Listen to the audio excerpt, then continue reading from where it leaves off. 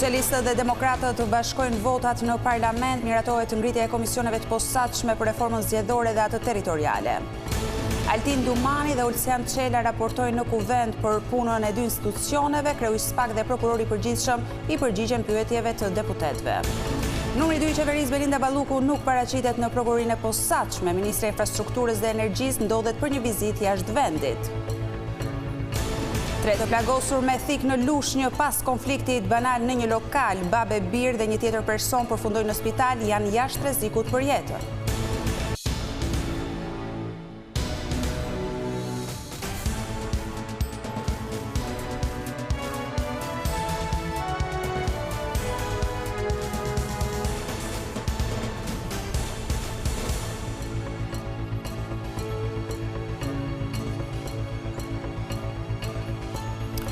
Përshëndetje nderuar teleshikues, ky është edicioni informativ i lajmeve këtu në televizionin kombëtar Vision Plus.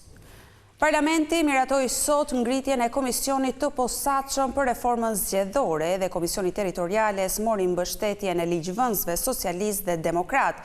Lideri i opozitës Berisha tha se bashkimi i votave me mazhorancën ishte lëvizje detyruar për të kthyer në ligj rekomandimet e Odirit për zgjedhjen. Partia Socialiste dhe Partia Demokratike bashkuan votat për herë të parë në këtë legjislaturë për të nisur reformën zgjedhore dhe reformën territoriale. 115 vota pro, 0 abstenime, 3 vota kundër, projekt vendimi miratohet. Komisioni i reformës zgjedhore u miratua me 113 vota pro e 3 kundër. Komisioni i reformës territoriale mori mbështetjen e 115 deputetëve. 3 deputet votuan kundër. Në të dy rastet kundër votuan Partia Mundësia dhe Partia Lëvizja Bashk, të cilat nuk janë dakord me procesin e bisedimeve. Kryetari i Partisë Demokratike Sali Berisha shpjegoi pse bashkoi votat me socialistët. OSB Odir ka bërë një punë të jashtëzakonshme dhe në raportin e fundit damkosin në mënyrë përfundimtare si një farsë e shëmtuar zgjedhore zgjedhjet e 11 majit. Në këtë kontekst, ne ndjehemi detyruar ndaj tyre që rekomandimet e drejta ti kthejmë në ligj, ndonse deklarojmë se në mënyrë absolute me Edi Ramën shqiptarët nuk do votojnë kurrë si qytetarë të lirë. Bashkëkryetari socialist i Komisionit të Reformës Zgjedhore Damian Gjeknuri shpjegoi se cilat do të jenë prioritetet e kësaj reforme. Brenda pak ditësh ne do t'japim dhe propozimet për antarësinë dhe komisioni do të filloj me njërë nga puna. Mendoj që fokusi i parë duhet jetë ligji për financimet, me qënë se është dhe i kërkesë e Bashkimit Evropian, është pjesë e agendës e integrimit dhe ka një nevojë për të adresuar. Të dyja komisionet kanë barazi antarësh mes mazhorancës dhe opozitës. Në Komisionin e Reformës Zgjedhore kanë antarë edhe Partia Mundësia dhe PSD drejtuar nga Tom Doshi, ndërkohë që partitë e tjera parlamentare mund të marrin pjesë pa të drejtë vote. Në 5 bashkitë e vendit ku do të votohet në 9 nëntor janë zyrtarizuar tashmë kandidatët për kryetar bashkie. Të përzgjedhurit e Partisë Socialiste garojnë përballë të pavarurve që mbështeten nga forcat opozitare. Me përfundimin e afateve ligjore tashmë ka nisur zyrtarisht betejë për zgjedhjet e pjesshme të 9 nëntorit. Gara për këto lokale të 5 bashkive do të jetë me zëvendës kryetarësh, ish deputetësh e kandidatë të profileve të ndryshme, të cilët më herët nuk kanë qenë pjesë e politikës. Pas dorëheqjes së Armald Dredës, qytetarët e Bashkisë së Vlorës do të jenë mes dy zgjedhjeve. Brunilda Mersini këtë të hënë la mandatin e deputetes për të futur në garë e kandiduar nga Partia Socialiste. Nga ana tjetër, rivali i saj do të jetë kandidati i pavarur Dionis Sota, i cili ka mbështetjen e opozitës dhe vjen nga sipërmarrja turistike. Bashkia e Beratit gjithashtu do të ketë 2 kandidat. Në radhët e socialistëve është nënkryetari aktual Ervin Ceca, i cili do të garojë përballë biznesmenit Pavlo Sharka, i cili garon si i pavarur dhe mbështetet nga opozita. Në Tepelen, mazhoranca i ka besuar ish komandantit të Gardës së Republikës Garamos Sakos, ndërsa mbështetjen e opozitës e ka Gabriel Guma. Ndryshe nga Vlora, Berati dhe Tepelena, Mati dhe Cerriku do të kenë 3 kandidat. Florenc Doka i PS, aktualisht kryetari komanduar i Cerrikut, garon përballë 2 emrave nga opozita. Mjeku Amarildo Hoxha garon i pavarur dhe mbështetet nga PD, ndërsa Eligert Hima, i kthyer nga Italia, garon në logon e Shqipëria bëhet. Në Mat, demokratët mbështesin si kandidat të pavarur avokatin Eduard Brahilika, ndërsa socialistët në këtë bashki janë të ndarë. Kandidati zyrtar i tyre është Altin Bojni, i cili drejton aktualisht bashkinë, ndërsa Suzana Pasha, që drejton forumin e grua socialiste në Mat, kandidon si e pavarur. Ministrja e Infrastrukturës dhe Energjisë Belinda Balluku duhej të paraqitej sot në SPAK, por ajo nuk ka shkuar. Shkak është bërë prania në një aktivitet zyrtar në Rumani, planifikuar kohë më parë. Balluku, sipas burimeve nga SPAK, është nën hetim për tenderat në tunelin e Llogaras.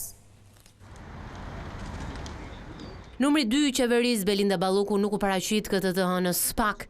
Shkak është bërë pjesëmarrja e saj në takimin e përvitshëm të nivelit të lartë të ministrave të energjisë e Europës qendrore dhe juglindore, drejtuar nga komisioneri Dan Jorgensen në Bukuresht.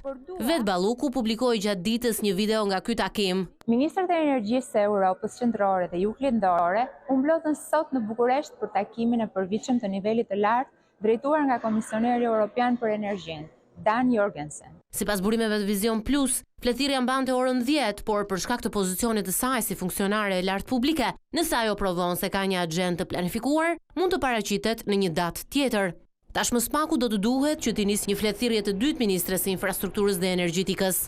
Institucioni i posaçëm i akuzës që përfaqësohet në këtë hetim nga prokurori Dritan Prençi mund të nisë deri në 3 herë fletëthirrjen deputetes, ndërsa më pas do duhet aktivizuar rruga e Kuvendit. Kjo do të thotë që nëse Belinda Balluku refuzon të paraqitet në SPAK, këtij institucioni i lindet drejta që t'i kërkojë Kuvendit zhveshjen e saj nga imuniteti i deputetit, në mënyrë që gjykata të kërkojë thirrjen e saj forcërisht. Mirëpo diçka e tillë mbetet në varësi të bindjes apo jo të Ballukut ndaj autoritetit të SPAK.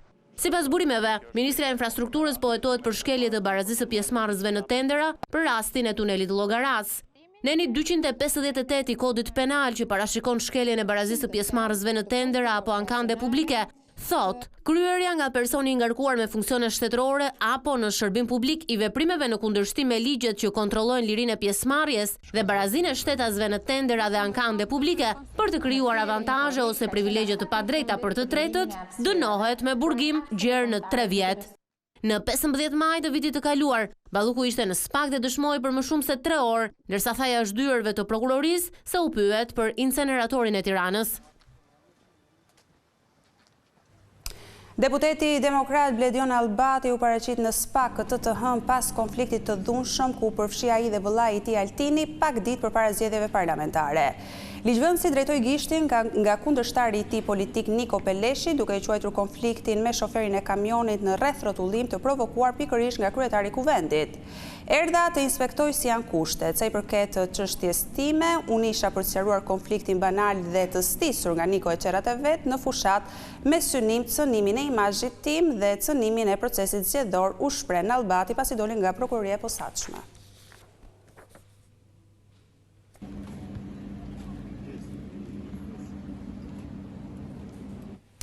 Drejtuesit e institucioneve të drejtësisë po raportojnë sot para deputetëve në parlament. Shumica dhe opozita debatuan gjatë për mënyrën e pyetjeve, por në fund ranë dakord që ato të bëhen me shkrim dhe të lexohen, ndërkohë prokurori i përgjithshëm foli për krimet zgjedhore që sipas tij u hetuan me prioritet.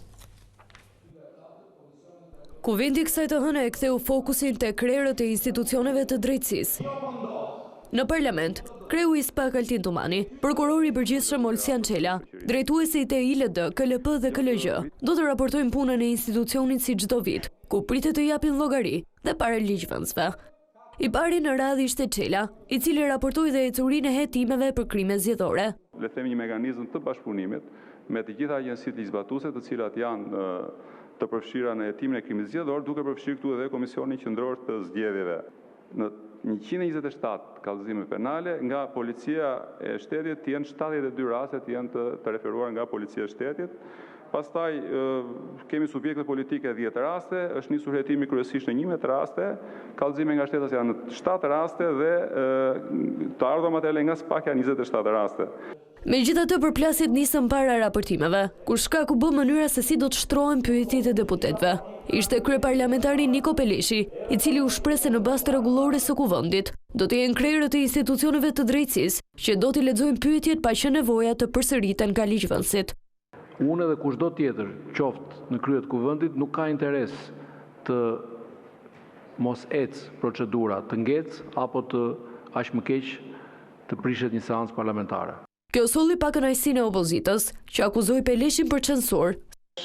Jo vetëm që jep pyetjen me shkrim, por çdo deputet ka drejtën e pyetjes orale të pa depozituar. Kjo është e vërtet në Parlamentin Evropian, kjo është e vërtet në Këshillin e Europës, kjo është e vërtet në çdo asamble parlamentare ndërkombëtare. Sqarimet i dha kreu i grupit parlamentar i socialistëve Tauland Balla, i cili rikujtoi se ishin të djathtët, ata që ranë dakord për kohën e debatit, si dhe procedurat që do të ndiqen. Rregulloria e kuvendit Neni 103 e ka përcaktuar qartësisht se si bëhet procesi i raportimit. E vërteta është, dhe ju e thoni shpesh, kur e kemi bërë gabim një herë, nuk kemi pse e bëjmë gabim gjithmonë. Dhe deputeti, edhe në rastin në fjalë, ka të drejtë që në kohën e përcaktuar që kemi rënë dakord apo jo? Toni këtu, kemi rënë dakord. Pas debateve që zgjatën rreth 3 orë, PS dhe PD u dakordsuan që pyetje do t'i lexojnë vetë krerët e institucioneve të drejtësisë, dhe më pas çdo deputet që ka adresuar pyetjen ka të drejtën 2 minuta kohë që të replikojë.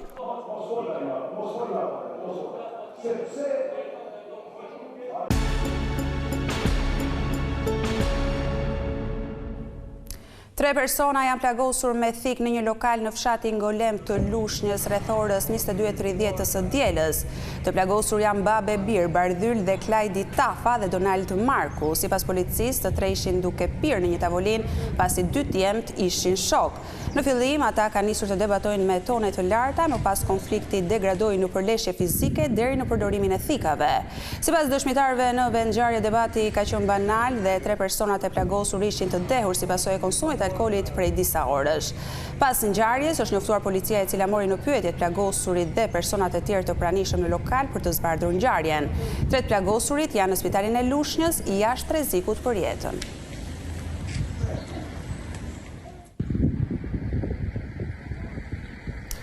Mbetet në burg Gjon Shkambi, xhaxha i vrasësit të gjykatësit të apelit përgjithshëm Astrid Kalaja, i u rikthye në gjykatën ku nipi i tij qelloi për vdekje gjyqtarin teksa dha vendimin për çështjen e familjes Shkambi. Xhaxha i akuzohet si bashkëpunëtor në krimin e rënd të kryer nga nipi i tij Elvis Shkambi. Ndërkaq në burg do të shndrojë edhe punonjësi i sigurisë Banush Koçaj, që akuzohet për shpërdorim detyre. Elvis Shkambi, i cili akuzohet për vrasje të funksionarëve publik, vrasje në rrethana të tjera cilësuese dhe armbajtje pa leje, nuk e kishte ankimuar vendimin në apel.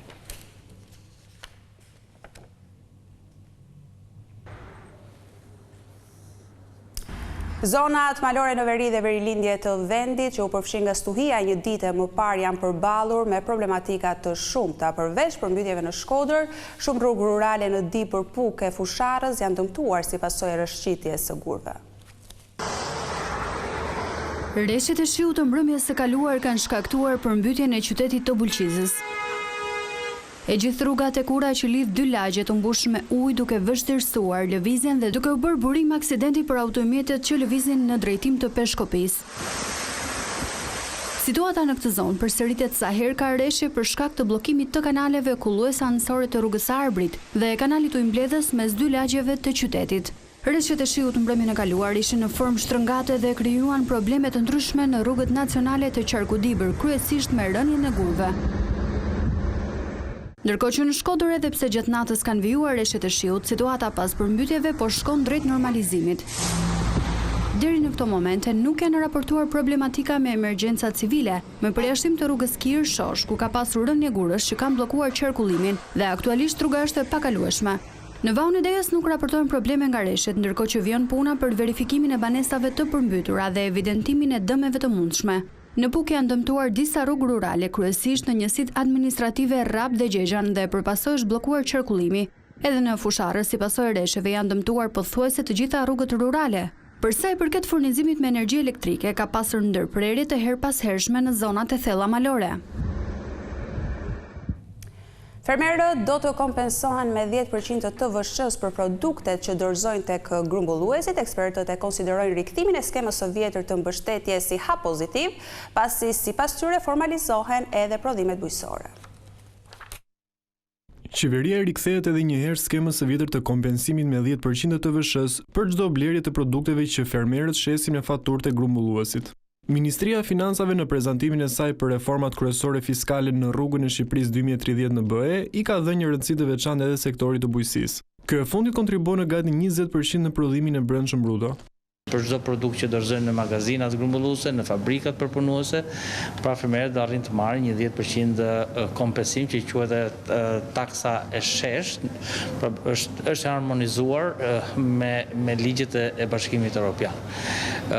Kuptohet që ajo që ngelet për të diskutuar dhe mendojmë që do të merret parasysh edhe nga grupet e interesit është ulja e TVSH-s për produktet e shportës, produktet ushqimore, i TVSH të cilën vendet e Bashkimit Evropian e kanë nga 4 deri në 10-12%. Synimi është rritja e ekspozimit të produkteve made in Albania në tregjet evropiane dhe ulja varësisë nga mallrat e importit. Sipas të dhënave nga Instituti i Statistikave, përgjatë periudhës janar-shtator të këtij viti, janë importuar diçka më shumë se 1 milion ton ushqime dhe pije, duke u rritur në krahasim me të njëjtën periudhë të një viti më parë. Ky kompensim që i shesh që i bëhet fermerëve ka një efekt shumë pozitiv, pra është një nismë e cila është për tu lavdëruar, për arsye sepse bën njësim të trajtimit të fermerëve ashtu siç e ka dhe Bashkimi Evropian. Kuptohet që pjesë përfituese do të thoya përveç vlerës financiare që fermerët do të kompensohen, është edhe formalizimi i aktiviteteve bujqësore, aktiviteteve në fermë. Pra, ne duhet shkojmë paralelisht me atë që Bashkimi Evropian sot aplikon, dhe kjo është ajo faza që quhet integrimi evropian derisa në 2033 ne të kemi harmonizim të gjithë sistemit tonë. Nëse rimbursimi i 10% do të nxiste formalizimin e tregut, do t'i jepte një shtys më shumë bankave të rrisnin kreditdhënien për fermerët, pasi ka qenë ligji 7501 pengesa kryesore që fermerët nuk arrinin të merrin hua për të zhvilluar fermat e tyre.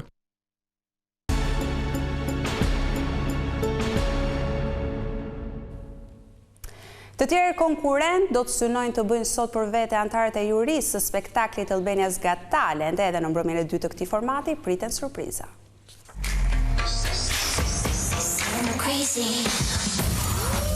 Një tjetër puntat plot emocione e surpriza pritet sonte në natën e dytë të spektaklit të gjithë familjes Albania's Got Talent, vetëm në ekranin e Vision Plus.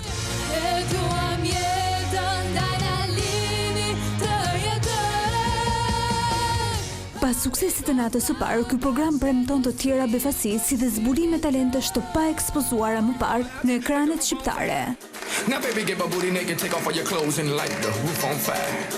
Sërish do të jenë antarët e jurisë që do të duhet të përzgjedhin mes më të talentuarve për të vijuar rrugëtimin drejt netëve gjysmëfinale. Zgjedhje të vështira që do të vendosin këta të fundit përballë dilemash të mëdha. Edhe talentet e kësaj mbrëmje do të luftojnë për të rrëmbyer 4 pote jurisë, por a do të mundet ndonjëri prej tyre të marrë Golden Buzzerin e mbrëmjes duke u bërë automatikisht finalisti i dytë pas Diego Zelkës, talentit me zërin e fuqishëm që jo vetëm befasoi jurinë, por arriti të rrëmbente butonin e artë Adelina Ismailit.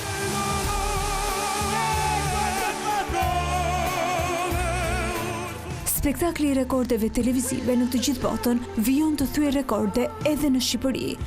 Artin Sami, Deon Gjoka, Eliza Thartoi, Wendy e të tjerë kanë rrëmbyer vëmendjen e audiencës edhe në rrjetet sociale përgjatë kësaj jave. Ky produksion i Vision Plus në moderimin e Isli Islamit premton një tjetër të hënë magjike. Ndaj për të mos humbur talentet e radhës, por edhe shumë surpriza, Albania's Got Talent ju lë takim sonte në mbrëmje në orën 21.